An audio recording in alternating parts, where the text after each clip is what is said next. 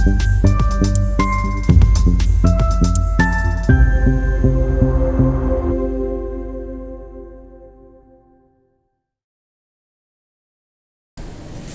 manera particular, nuestro agradecimiento a la doctora Ofelia Berrido. A ver, no la veo por aquí ahora, Ofelia. Parece que se movió. Ofelia es una abejita y la verdad es que su disponibilidad y atención en visita a nuestras necesidades siempre estuvo presente. Saludamos la presencia de nuestra rectora, la doctora Olin Camilo, a la doctora Mina Ortega, vicerrectora académica, Grace Colchón, vicerrectora administrativa, Lorena Mel, vicerrectora de vinculación e internacionalización y demás autoridades. A todos los presentes, muchas gracias por acompañarnos esta tarde. Con relación al tema de inteligencia artificial, decía nuestra moderadora que ha pasado de todo. En verdad, es un tema que desde que apareció, que se hizo visible en nuestro horizonte, no ha pasado un día que no haya una noticia relacionada con este tema. En las revistas, en los espacios de discusión, de reflexión y hasta en nuestros grupos de WhatsApp, permanentemente estamos recibiendo comentarios sobre el tema. Hay que decir dos cosas. Primero, inteligencia artificial no es nueva. Desde 1943 que se generó el modelo matemático para crear la primera neurona digital, está ahí, y el nacimiento como tal de la inteligencia artificial data desde 1950, con Turing a la cabeza y el diseño de una prueba para medir inteligencia artificial en las máquinas. Si estudiamos, vemos que cada década tiene hitos importantes con relación al desarrollo de la inteligencia artificial. Nos sorprendió la rapidez con que avanzó, pero en verdad tiene décadas de estudio, de prueba, de ensayo, de prueba. De hecho, no sé en las salas que algunos recordarán, pero en la década del 90, específicamente en el 97, vimos con asombro y tristeza cuando un software creado por la IBM venció al campeón mundial de ajedrez. Y ahí se demostró cómo las máquinas pueden desarrollar actividades complejas. Ese fue un hito importante. Con relación a ChatGPT, es importante decir que no es la única herramienta de inteligencia artificial. Es la más famosa, digamos, del elenco, pero son muchas herramientas que existen no solo para la generación de texto, sino también para la generación de imágenes, de videos y hasta de diseños de todo tipo, incluyendo diseños arquitectónicos. Entonces es una empresa amplia. El lanzamiento del modelo de GPT se hizo en el 2020, pero no fue sino hasta el 2022 que tuvo el arranque porque se diseñó el API que permitió que se desarrollara de manera masiva y que la gente pudiera, sin ningún tipo de instructivo, porque vino sin manual, pero todo el mundo comenzó a usarlo y el uso ha sido asombroso. De hecho, es la herramienta que más consultas recibe diariamente, más de 10 millones de consultas al día. Entonces, a raíz de la disponibilidad de las herramientas de inteligencia artificial para la creación de texto, de imágenes y demás recursos, pues se generó una gran inquietud en el campo educativo, se ha discutido mucho. Y cabe destacar que a mediados de este mes, justo fresquecito, tengo que citar que hubo un desayuno convocado por el Diario, donde los rectores de nuestras principales universidades, incluyendo nuestra rectora posibilidades de la inteligencia artificial y el uso para el desarrollo de las funciones sustantivas de la universidad. ¿Qué de particular tuvo ese evento o ese desayuno? Pues fue esa, digamos, respuesta o esa exposición pública a asumir el desafío que nos trae la inteligencia artificial en el campo educativo, dentro del marco ético, porque eso sí es muy importante destacar. Entonces, en la tarde de hoy estaremos conversando con 3 expertas. La doctora Laura Sánchez Vincitore es psicóloga escolar egresada de nuestra universidad y obtuvo los grados de maestría y doctorado en neurociencia y educación en Teachers College de la Universidad de Columbia, y desde el año 2018 es miembro de la Carrera Nacional de Investigación.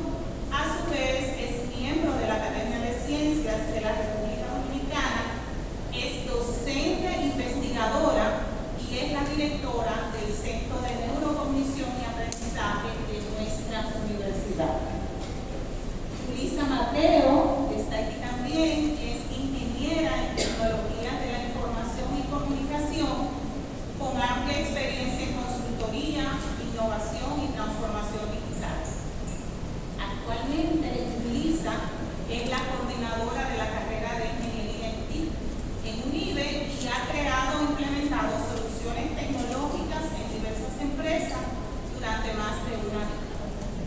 Y aquí a mi ladito tengo a Yamel Montero Fortunato. Yamel es licenciada en Derecho con máster en Tecnología, Aprendizaje y Educación de la Universidad del País Vasco. Tiene 17 años de experiencia en gestión, tecnología educativa, y tenemos el privilegio de tenerla en nuestro equipo como coordinadora de la unidad de e-learning del Decanato de Innovación Educativa de nuestra Universidad Iberoamericana. Ellas estarán abordando el tema mediante respuestas a preguntas que estaremos formulando con énfasis en el proceso enseñanza-aprendizaje, los docentes, los estudiantes y la investigación. Al finalizar la ronda de preguntas, estaremos abriendo un espacio de interacción con todos ustedes. Dicho esto, yo voy a poner sobre la mesa una pregunta y ellas se van a sentir en la libertad de responderla. Todas pueden responder todas las preguntas, pero por cuestión de tiempo, cada una va a tomar una pregunta y podemos aportar o reforzar.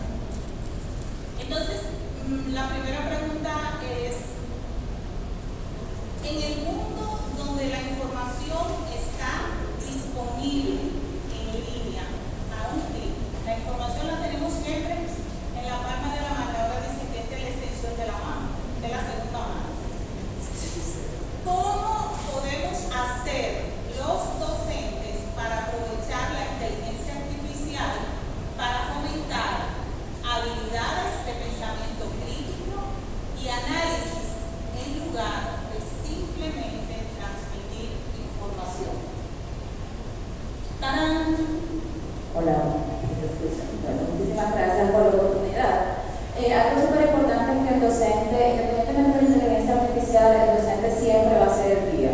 Recuerden que este es el sistema que es alimentado por seres humanos también, entonces el docente siempre va a ser el guía. Por eso ese susto de que el docente desaparezca no es como tal, no va a desaparecer el docente. Por tanto, el docente es el guía de mantener y fomentar el pensamiento crítico del estudiante. Ya está la forma en que haga uso de esa inteligencia artificial. Existe la curación de contenido, que es a través de inteligencia artificial se puede trabajar, donde usted puede mostrar como docente diferentes libros, diferentes artículos, y que sea el estudiante quien decida, quien defina, quien compare todos estos artículos o lectura.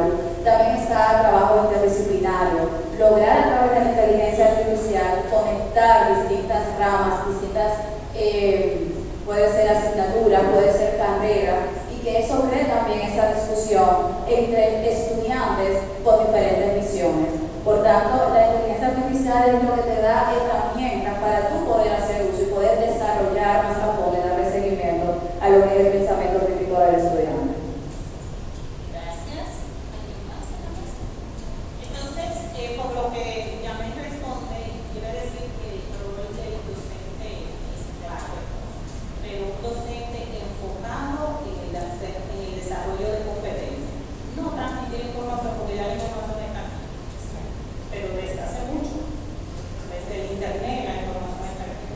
se básicamente es redefinir nuestro rol para desarrollar esas competencias que los estudiantes necesitan.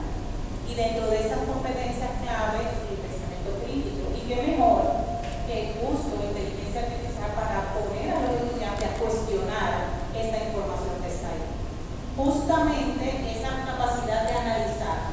Lo que me está diciendo, como dice mi amiga, lo que me está vomitando por ahí, es verdad.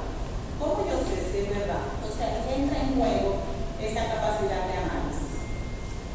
Me gustaría entonces ahora mirándolo desde la mirada del estudiante, porque la pregunta anterior estaba enfocada al docente. ¿Cómo el docente entonces va a aprovechar estos medios?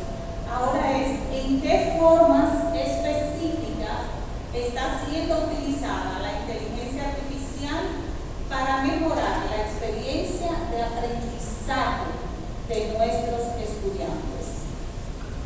Bueno, de manera particular yo creo que ningún estudiante es igual a otro. Eso es algo que hay que destacar. Y que cada estudiante tiene necesidades específicas para poder mejorar su aprendizaje. Ya lo que me gusta ya en líder, quizá en otro modelo, es la autogestión del conocimiento, de que yo entienda que la educación no viene totalmente por el profesor, sino que yo tengo un compromiso personal de seguir fomentando la educación para mí mismo. Y cómo la inteligencia artificial funciona para estos casos.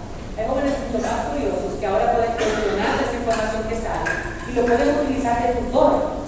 En vez de que tengan que contratar a una persona para que deje explicar un ejercicio una y otra vez, que aunque hay videos en YouTube, a veces podemos ver el video, pero nos deja un solo ejemplo. Mientras que yo puedo decirle a cualquier herramienta de inteligencia artificial, yo quiero ver si realmente el aprendizaje que buscaba con este ejercicio lo logré. Imaginémonos en un caso que tengamos un examen de matemática próximo.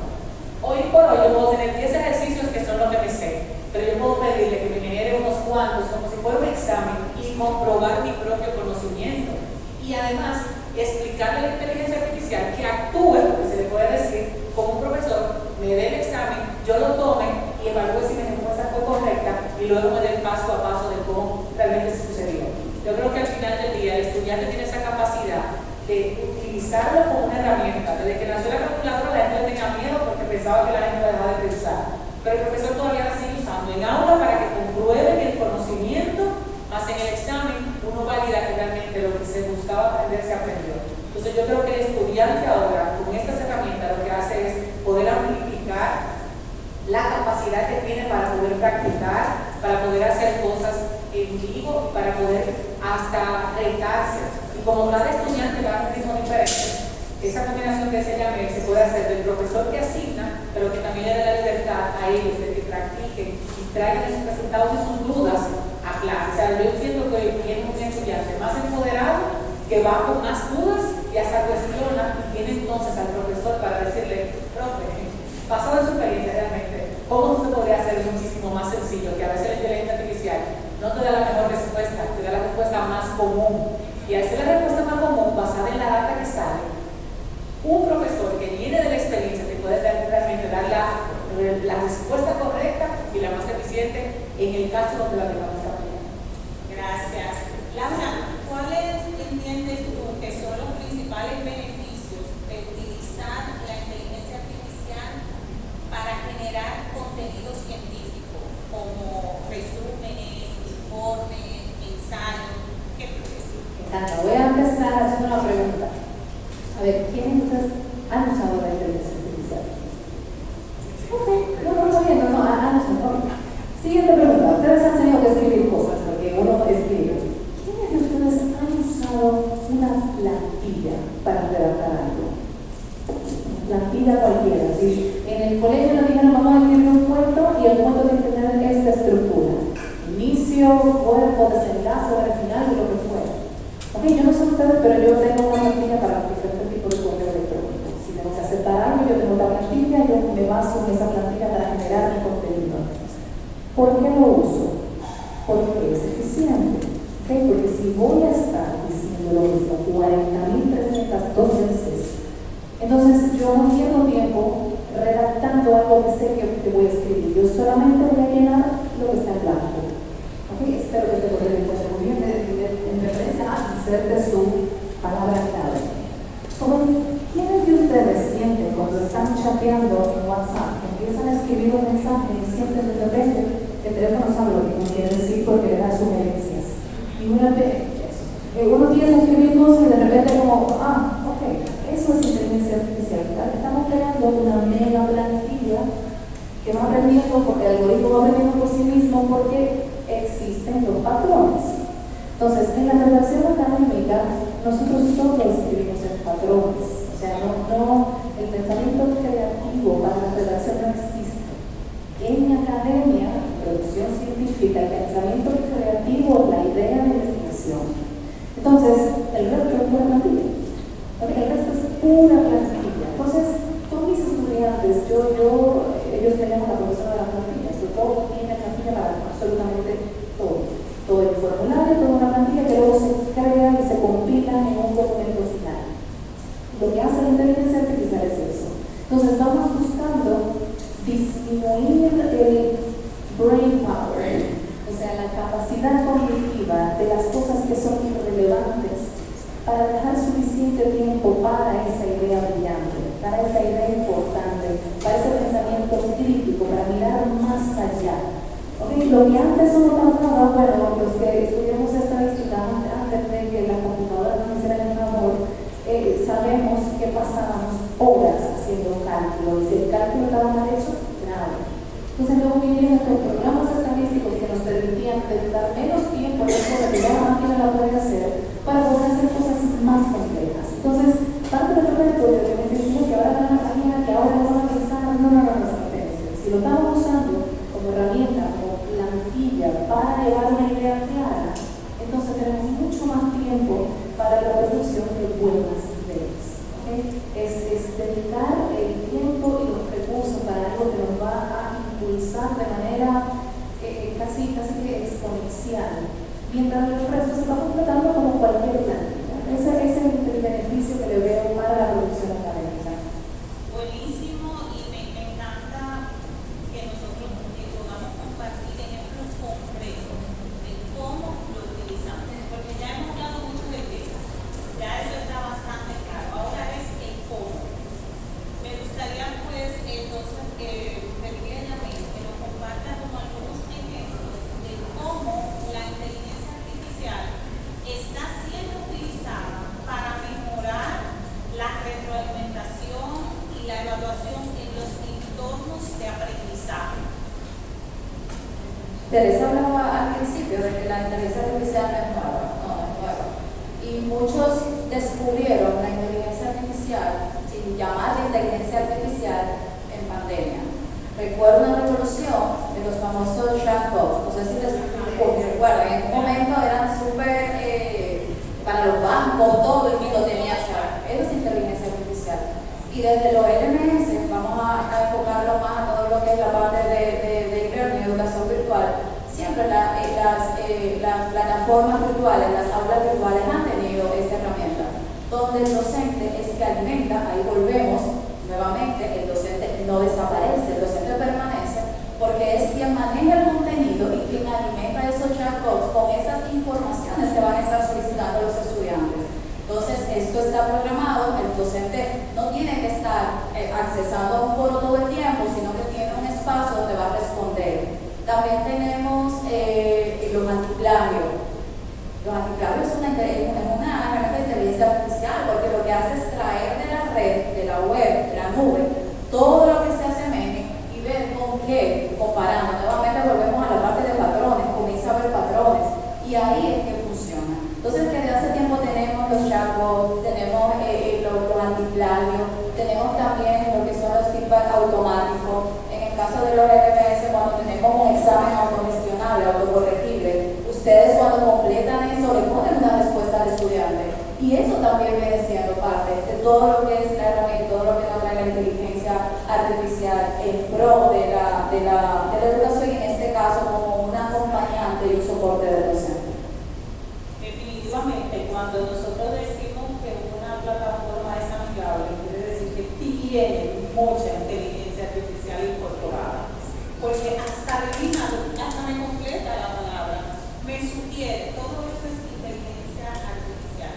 Y justamente nosotros trabajamos con una plataforma específica Blackboard, ya me puede contar cómo ellos están trabajando e invirtiendo para cada vez hacer que esa plataforma sea todavía más intuitiva y todavía más fácil de manejo para los estudiantes y para los docentes. Ayer estábamos en una conversación con un representante de Google que nos dio una visita de cortesía a nuestra universidad. Yo le preguntaba con relación al uso de la inteligencia artificial. Y me dijo, nada más te voy a preguntar. Google tiene 5.000 investigadores solo trabajando en inteligencia artificial. Solo para ese tema. Entonces, no es casual que yo estoy moviéndome en el feed de mi cuenta, de mis redes, y que yo cada vez vaya sintiendo que me siento más a gusto ahí, que paso más tiempo. No es casual, es inteligencia artificial. Ahora nosotros lo que tenemos es que enfocarnos a lo que estamos haciendo. ¿Cuál es nuestro escenario? El entorno académico. Y partiendo del entorno que utilizamos en Universo, nosotros utilizamos la plataforma Blackboard, Learn Ultra, y con la compañía de Anthology, eso es fenomenal. Y es algo que a los profes les va a encantar, porque desde ustedes simplemente, cuando lo más mínimo, obtener una imagen partiendo del título del módulo que usted va a impartir. Hace una búsqueda y le trae esa imagen a su aula virtual, pero no se queda ahí. También le presenta un temario, o un posible temario referente, o un subtema referente a ese tema que usted va a estar impartiendo. Pero nos vamos más allá, con un tema también usted puede tener un examen. Entonces, aquí lo interesante es que esta herramienta brinda oportunidades a los docentes de poder evaluar con qué se quedan, porque no es que el docente va a tomar exactamente lo que le está mostrando esta herramienta, porque ya lo decía creo que era la doctora, bueno, era Yulisa, que esto lo que trae es lo más común, o sea, lo que más está en la red, pero uno como docente lo que hace es ver desde el punto del criterio que sí y que no, pero también al docente le aliviana un poco el tema de la cantidad de horas de trabajo administrativo, terminar una planilla, terminar un sílabo. Hay elementos que va liberando al docente para que se enfoque precisamente en esa parte de trabajar las estrategias de formación. Sí, de hecho el lunes había una universidad que estaba presentando un software para la gestión académica de planificación en base a la inteligencia artificial que diseñaron los estudiantes que están usando la carrera. O sea que cada vez más pudiéramos decir que delegamos ciertas tareas y nos apoyamos ahí para que podamos utilizar nuestro tiempo, nuestro recurso y nuestra neurona a lo que verdaderamente es importante para nosotros, que es el foco para el aprendizaje profundo de nuestros estudiantes. Y pensando en los estudiantes, entonces, justamente, ¿cómo podemos nosotros aprovechar estas herramientas de inteligencia artificial para adaptar al ritmo individual de cada uno de los estudiantes? Yo hablaba ahorita de, por ejemplo, las tutorías. Cuéntanos un poquito más. A mí me encanta hablar de este punto porque me siento que estoy en esa línea entre estudiante y docente, ¿cierto? Como en el medio. Y me encanta que los estudiantes tratan de buscar atajos para poder hacer las cosas más rápido, porque cuando uno es profesor, está dando una sola materia, tiene 30 estudiantes, 15 estudiantes en una aula, pero el estudiante desde su perspectiva tiene 7 y 8 materias a la vez. Y a veces hay cosas que le toman demasiado tiempo poder hacer. Y me encanta lo que comentabas del tema de la plantilla. El estudiante tiene la capacidad de ahora de practicar el conocimiento y ponerlo en práctica en vez de estar tardando tanto tiempo haciendo cosas que realmente consumen mucho tiempo, pero realmente no reflejan lo que el estudiante es. ¿Bien? Y yo creo que la inteligencia artificial permite ahora exponer la creatividad a su máxima expresión. Porque a veces nos conformábamos con ver una PPT y estamos todos cansados de ver lo mismo dibujito de Microsoft, como que todas se parecían. Y uno como profesor se agota mentalmente cuando van 8 muchachos que presentan el mismo tema sin ningún tipo de variedad. Mientras que ahora el estudiante tiene la manera de diferenciarse, ¿bien? De hacer algo que pueda hacer, que utilizando la inteligencia artificial pueda generar imágenes únicas, o sea, sin tener que irse a las mismas fuentes, la misma imagen de Duarte que tenemos todos en internet. Ahora se puede hacer imágenes donde podamos imaginarnos a Duarte 15 años, cuando tenía 15, cuando tenía 20, pasado las imágenes que le proporcionamos, y ya uno puede hacer quizá un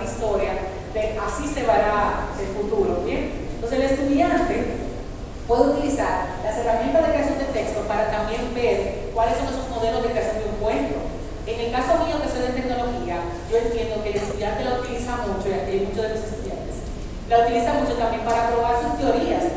Yo quiero ver la lógica de esto y diferentes lógicas. Hay un refrán en tecnología que se puede llegar al mismo lugar de diferentes formas. Tú puedes hacer el mismo proyecto de cientos de maneras diferentes. Por eso es que nosotros los profesores nos damos cuenta si hay plagio o no, si se apreció la creatividad.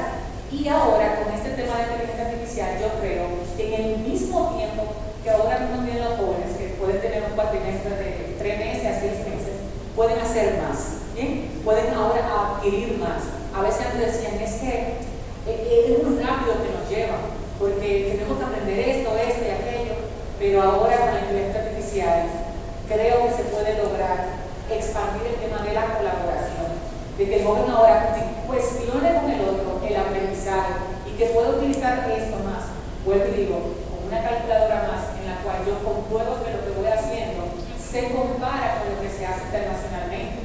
El estudiante de hoy no está buscando aprender para quedarse en la República Dominicana esperando que está en este propio mercado. Ahora compite internacionalmente y si yo no me preparo como estudiante para enfrentarme, por ejemplo, a entrar a Google, a entrar a una empresa importante de los Estados Unidos con el mismo nivel que tienen ellos, me quedaría atrás.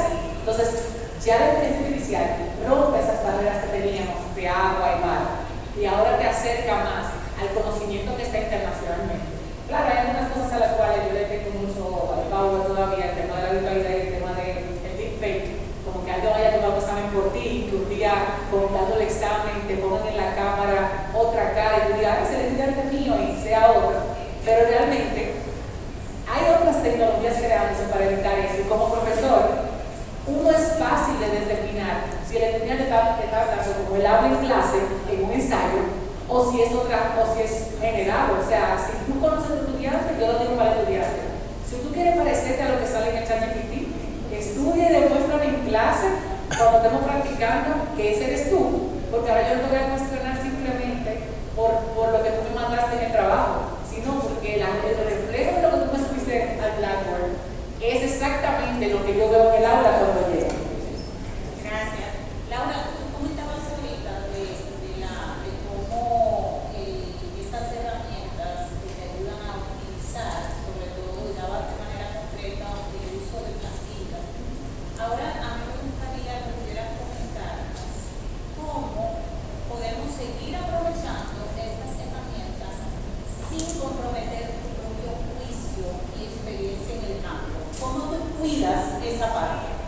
Esa es una pregunta excelente. Y les voy a contar lo que me pasó cuando empecé a usar Grammarly. ¿Alguien me conoce Grammarly? Al principio yo decía, pero es que si yo uso Grammarly es una inteligencia artificial que edita lo que escribes. Es un corrector de estilo, que no es un corrector de estilo que anda en Word, que es para ortografía, sino que va dentro de esta frase no tiene sentido, esta frase puede mejorar de tal forma, está muy compleja. Yo decía, si yo empiezo a usar esto, entonces ya voy a perder mi capacidad de escribir.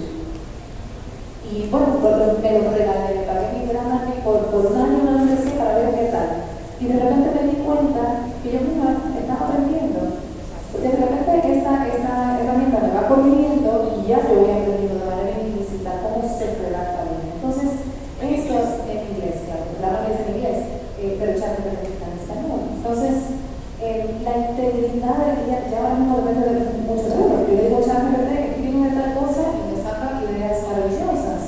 Pero si no es así, si lo escribo yo, si es mi propia redacción, y yo le digo a ChatGPT, por favor, mejóralo. Y le doy unos criterios muy específicos, o sea, por favor, no sea tan flamboyante, por favor, no te tanto, porque de lo repita es, por favor. Pero yo le digo, mejora esta redacción para que sea más clara. Cuando yo recibo eso, me quedo en la cabeza, y es mi voz la que se manifiesta ahí, porque fue mi idea original, la que yo escribí. Yo sencillamente le dije, mejora ese contenido para que sea mucho más claro. Entonces, eso es una forma de preservar esta integridad y la idea es mía, o sea, el contenido lo creé yo y me contraté un asistente gratuito que me está corrigiendo mis fallas. Gracias. La asistente de Laura se llama Gregoria. En el e-learning, ¿cómo podemos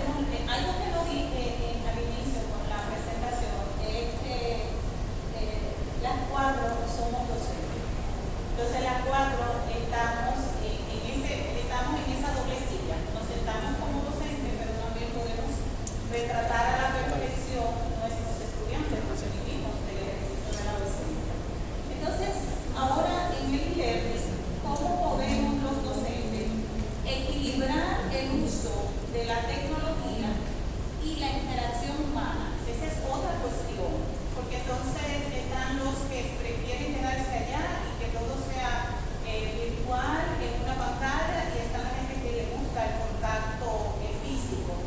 Y la idea siempre es, el foco es cómo buscar ese equilibrio para crear experiencias educativas que sean efectivas y enriquecedoras.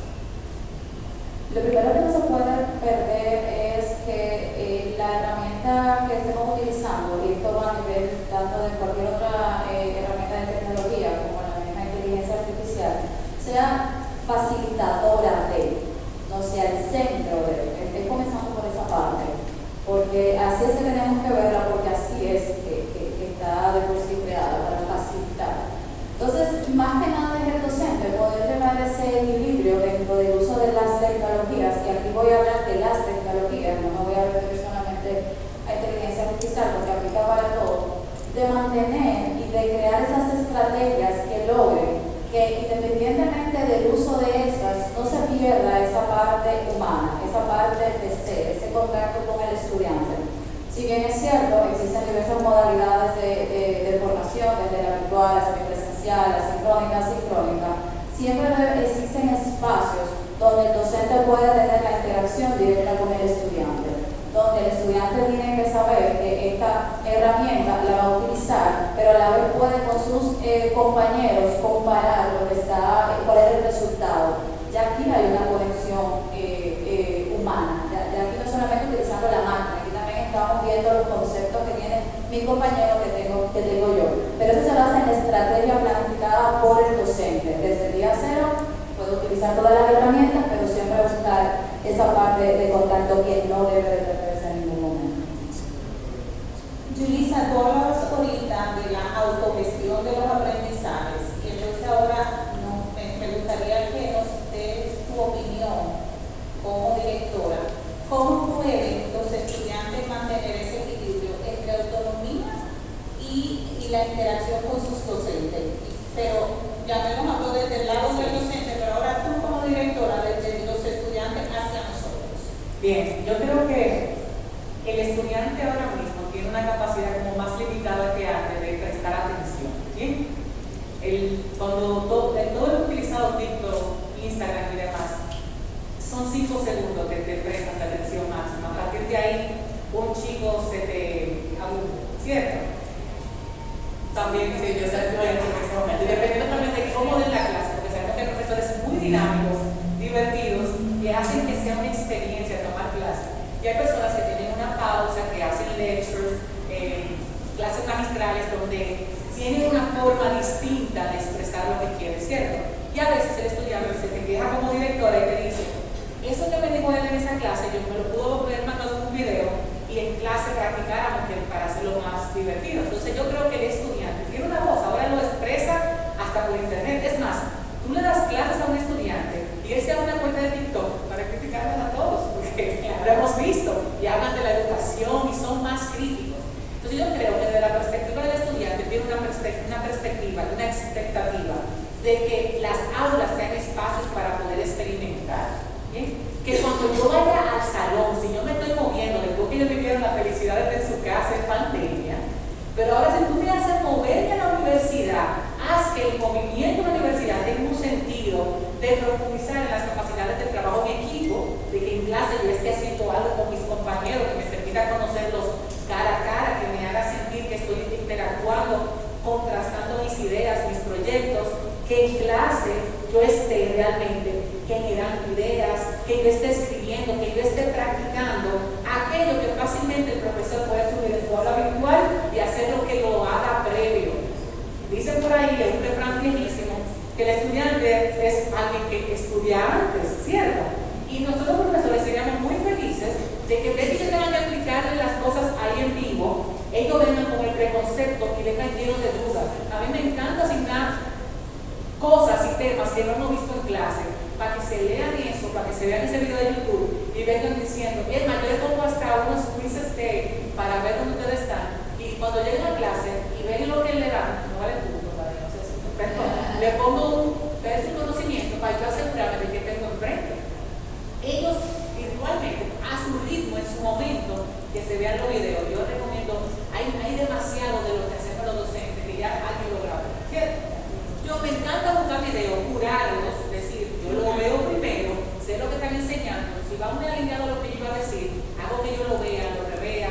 Me encantan las clases así, pero o sea, como un día presencial y el otro día que ellos puedan autogestionar, que lo vean previo y cuando vienen a clase practiquemos, ¿bien? Si yo te enseñé que es lógica de programación y tú lo leíste, tú vienes a clase a que lo pongamos en práctica. Y desde la perspectiva del estudiante, eso es lo que él quiere.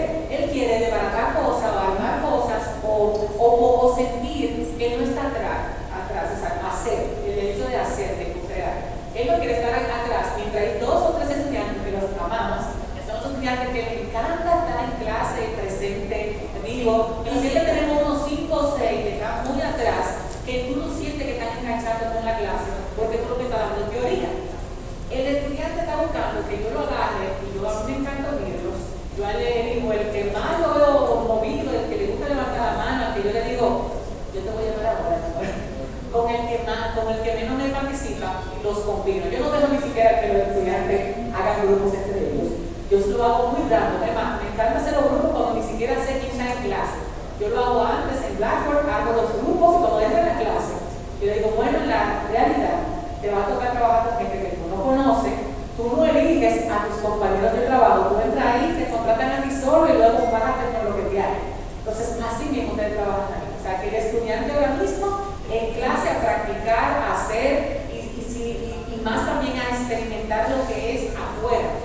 Lisa, cuando tú dijiste que el estudiante estudia antes, se iluminó la sala con una amplia sonrisa de tus chicos que están ahí. Antes de estudiar antes. En plena pandemia, nosotros nos mantuvimos siempre muy pendientes de nuestros estudiantes, de nuestros docentes. Y recuerdo un grupo focal que uno de los dolores que salió en los muchachos fue la duración de la clase, porque no es lo mismo un formato presencial que virtual. Y la conclusión de una chica, nosotros después lo celebramos mucho y nos reíamos con eso, que decía, una clase no debe durar más que un capítulo de Netflix, 20, 25 minutos. Y la lectura para los docentes fue que las actividades tenían que ser variadas y que una clase, 2 horas, 3 horas, ni pensar que tú te vayas a disparar ahí diciendo cosas que el chico puede leer, puede ver un video y realizar una práctica asistida. Entonces, justamente, el foco es que el aula sea ese espacio de experimentación, que el aula sea el laboratorio. Como bien decía Elisa, que venir a la universidad valga la pena. Laura, y entonces yo estoy muy interesada con el tema de investigación y la inteligencia artificial, y entonces, ¿cómo cambia la dinámica de colaboración entre investigadores, autores, coautores? Cuéntanos un poquito sobre eso. A ver, con la inteligencia artificial, lo más lindo que hemos visto es la posibilidad de comunicarnos cuando no hablamos el mismo idioma. Hay varias herramientas, como dices Copilot, por ejemplo, Copilot. Copilot lee los papers en cualquier idioma y tú lo puedes hacer preguntar en tu idioma y te contesta la información del paper en tu idioma. ¿Okay? Entonces, si yo quiero colaborar con alguien en Israel y su documento está escrito en tu idioma, yo sencillamente y inmediatamente me traduce lo que dice y me lo interpreta.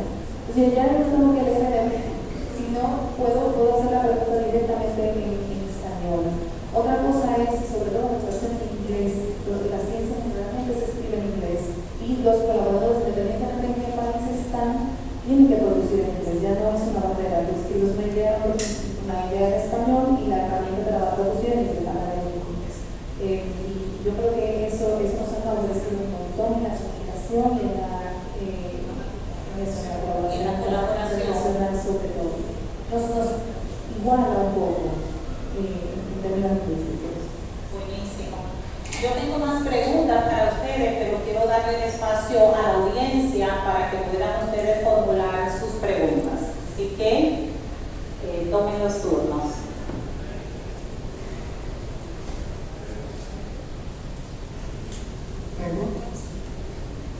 La doctora Camila. Una de las inquietudes, ya usted lo ha mencionado, que ha surgido con el tema del uso de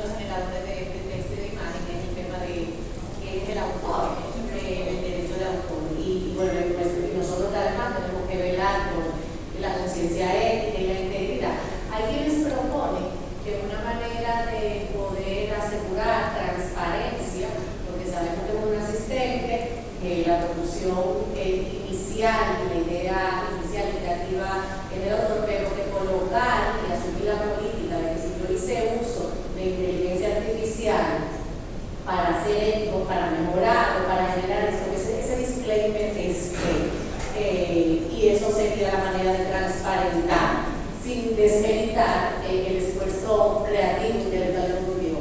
¿Qué le pareciera eso como una política a asumir a nivel de institución educativa? A nivel de las revistas interesadas, cada revista tiene su librito y muchos de ellos dicen, así como tú haces una declaración de conflicto de intereses, si no trabajas en una casa farmacéutica que vas a publicar de eso, no quiere decir que no vas a publicar, no quiere decir que no tienes autoridad, sencillamente decir para qué lo hiciste. Y así como todo el mundo tiene que decir, yo soy autora e hice esto, no hice tal cosa, se utilizó inteligencia artificial para la edición de manuscritos por realizado por los estudiantes. Eso es una buena práctica que en este momento se está promoviendo. Ahora, más allá lo sabemos que es muy nuevo. En el caso, para aportar algo, en el caso de la docencia, porque se habla mucho de, queremos hacer lineamientos para el uso del estudiante, pero para el uso del docente igual. Yo no puedo permitir que un docente me entregue una planilla pedagógica completamente extraída de inteligencia artificial. ¿Qué pasa? O sea, no, pero sí puede hacer la acotación de que utilizó ideas que parten de una herramienta de inteligencia artificial y al final es válido y que las instituciones permitan que el profesor te diga, bueno, si mira, yo hice uso de unas ideas, estas ideas yo las transformé en esto, sí podría ser algo que podría irse conversando en algún momento. ¿Alguien más tiene alguna pregunta? Hola, mi nombre es Gabriel González, yo soy estudiante de Ingeniería de Computacionales con IBE, y también me gustaría destacar un poco que así como quizás a los docentes les parezca algo nuevo, que tienen que aprender eso rápido porque nosotros estamos avanzando muy rápido y quizás no quieren quedarse atrás, así también hay muchos de nosotros que quizás necesitamos herramientas para poder manejar, por ejemplo, ChatGPT, que es para no cumplir los mismos patrones a los que cumplimos ya en las redes sociales, por ejemplo.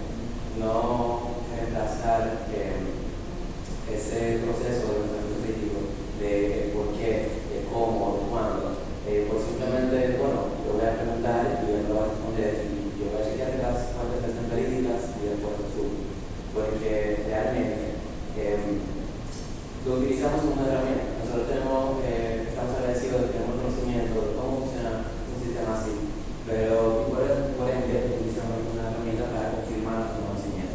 Pero también hay muchas otras personas que se pudieran aprovechar muchísimo de las herramientas de inteligencia artificial, pero también al intentar aprovecharse y creer que se están aprovechando, realmente están desperdiciando muchas capacidades y atrofiando muchas otras. Entonces me gustaría saber qué piensan sobre eso. Mira, yo voy muy de acuerdo en lo que tú dices, porque recientemente, bueno, Teresa hacía un cuento ayer de que a veces cuando uno está en cierta edad, uno pasa como transparente para los estudiantes, uno se vuelve invisible. ¿Qué significa volverse invisible? Tú tienes un ascensor subiendo y tú tienes 10 estudiantes delante de ti y ellos hablan todo lo que le venga a la mente sin ver que uno tiene un carnet enganchado que dice un nivel. Ellos te ignoran totalmente. Y normalmente ella mencionaba que había dos estudiantes diciendo, mira, tenemos 5 tareas atrasadas. ¿Qué vamos a hacer? Pero para eso está ChatGPT, le dice una a la otra y la otra le respondió, ¿tú crees que los profesores no se dan cuenta de que tú lo estás utilizando? Me gustó mucho esa historia que Teresa nos comentaba ayer, porque es real. Hay muchos jóvenes, y se los digo, ahí se va a marcar la diferencia entre un buen estudiante, un egresado de calidad, y tenemos una gran tarea los profesores de verlo, de un estudiante que realmente a veces va al lugar por salir del paso, ¿bien? Y en la realidad, cuando salgan al mercado, van a chocar con la realidad de que posiblemente no van a poder solucionar una situación simplemente porque todo lo hacían dependiendo de lo que hace la otra cosa. Hay gente que tú le pones un papel, le dice divídeme tal número de tal número y no puede. Imagínate tú llegas a un lugar y te vayan a entregar un dinero y ahí no hay calculador en parte. Fácilmente tú pierdes dinero ahí o te dejas engañar por el colmadero que dicen 5, 10, 15 veces, 500 pesos. Entonces de repente ya tú le debes más de la cuenta por tú no haber hecho la tarea. Entonces yo creo que hay que acompañar a los compañeros que uno encuentre que posiblemente te hacen ese tipo de comentarios. Un compañero me dice, no, tranquilo, solo resolvamos con ChatGPT.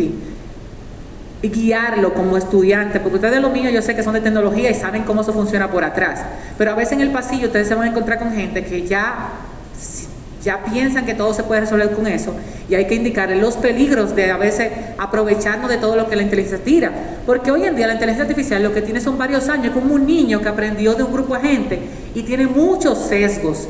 Tiene sesgos de color, cognitivo, sesgos de todos tipos. Al final del día, Amazon intentó meter una inteligencia artificial para contratar a todo el mundo.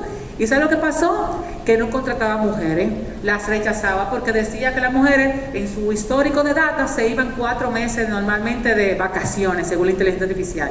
Y otra cosa es que veía que había históricamente contrataciones más de hombres que de mujeres, y ella misma asumió que para qué contratamos mujeres si al final van a trabajar menos y al final son difíciles de contratar, y tuvo que quitar ese programa. O sea, aconseja a esos compañeros que uno ve de cuestionarlo y que realmente se convierta en la calculadora, no realmente en la fuente única de información, porque el mismo miedo que tenemos a la inteligencia artificial ahora la teníamos de Wikipedia, cuando como profesores recibíamos 15 trabajos con las mismas palabras de Wikipedia, sin cambiarle ni siquiera una coma, porque había gente cínica. O sea, Wikipedia fue como y se prohibía no usar Wikipedia, y uno cuando buscaba el tema iba a Wikipedia y veía si lo vio. Eso es algo que se puede controlar. ¿Qué tal? Hola, yo soy Marcelo Ferder, soy profesor aquí en UNIBE, en el área de estudios generales, en apreciación de las artes. Bueno, antes que nada tengo para decir que aquí este caballero que acaba de hablar tan inteligentemente ha sido uno de mis mejores alumnos. Acá te conocer, nobleza. ¿Sacaste cuánto? 30 de 30.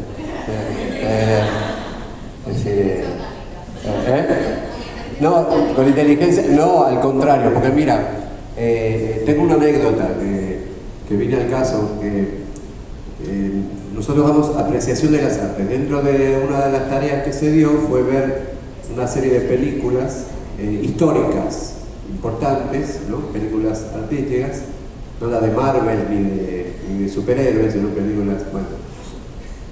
Y decir simplemente si te gustó o no te gustó, tratando de taclear esto de la inteligencia artificial. ¿Y por qué? Si te gustó tal película, ¿por qué? Y yo le di unos ciertos parámetros, no de que me ponga que chulo, que cool, ¿no? Sino términos un poco más sofisticados. Y bueno, 16 trabajos tuvieron el mismo gusto, digamos. Me gusta porque la morfología, entonces empezando a utilizar una serie de análisis, y aparte dice, para empezar, una película tiene que representar al mundo interior pero Dios mío. Entonces lo gracioso de esto es que yo tomé esos párrafos sospechosos y se los sometí a la inteligencia artificial, y ella te lo dice. Tú le dices, ¿has escrito esto? Y me dice, sí. O como que chivatea.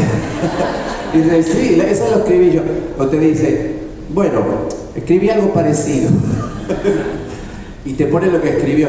Y después tú lo verificas por el otro programa, el que usan, ¿cómo es que se llama? Que te lo cambia, que te da... Y también aparece. Decía, aparece porque los profesores lo usamos también. Entonces, pero... pasa que eso es lo que pasa, lo que pasaba con Wikipedia, que te da la misma respuesta. Y si tú le dices a una persona, ¿te gusta esto? Es sospechoso que el mundo vaya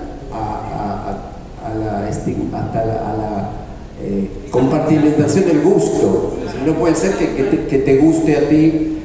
Es decir, eso ocurre porque a la mayoría de los muchachitos les gusta Marvel, ¿viste? Tú le hablas de Ciudadano Kane y nadie nunca ha visto una película en blanco y negro, digamos. No saben lo que es una película en blanco y negro, pero bueno, eso es lo que estamos tratando de taclear, ¿no? De ayudar a eso. Y bueno, esa es la historia. La inteligencia artificial también sirve para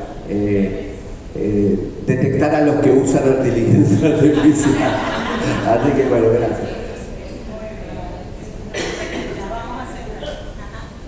Ya, hay una última y con eso cerramos. Vamos. Bueno, ¿me escuchan bien? Sí.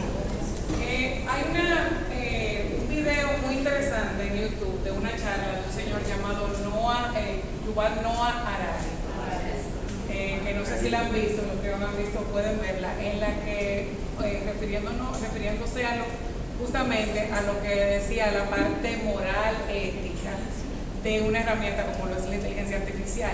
Todas las herramientas de tecnología nuevas tienen ese reto siempre.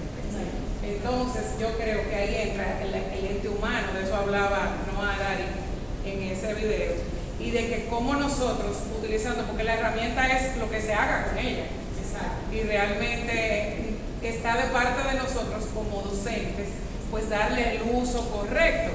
Y hablaban del disclaimer de que no podemos citar, porque simplemente es algo sacado de la inteligencia artificial, pero él mencionaba algo interesante, y él decía que nosotros tenemos que ir aprendiendo a utilizar la inteligencia artificial de una manera adecuada para que los que vienen subiendo la utilicen de manera adecuada, porque es algo que se puede utilizar hasta para ir polarizando las masas. Y eso todo está en manos de nosotros, que estamos ahora teniendo esta gran herramienta en la mano y que realmente tenemos muchas oportunidades. Y hablaba de que para evitar gran parte de ese riesgo, hablando ya de la parte negativa, porque todo tiene una parte positiva y negativa, decía que hay que hacer un disclaimer de cuando una persona está hablando con un chatbot y cuando no.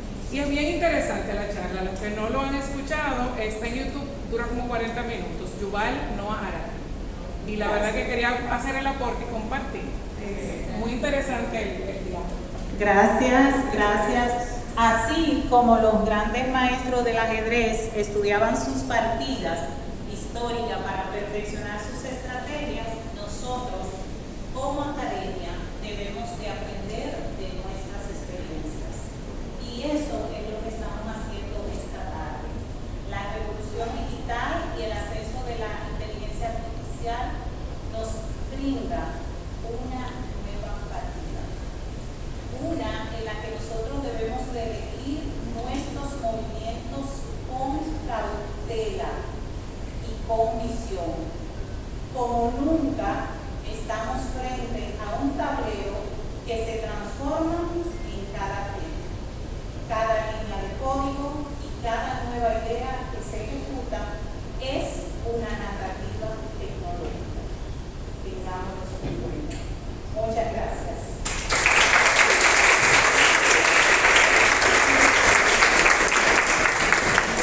Muchas gracias a este panel maravilloso por inteligencia artificial.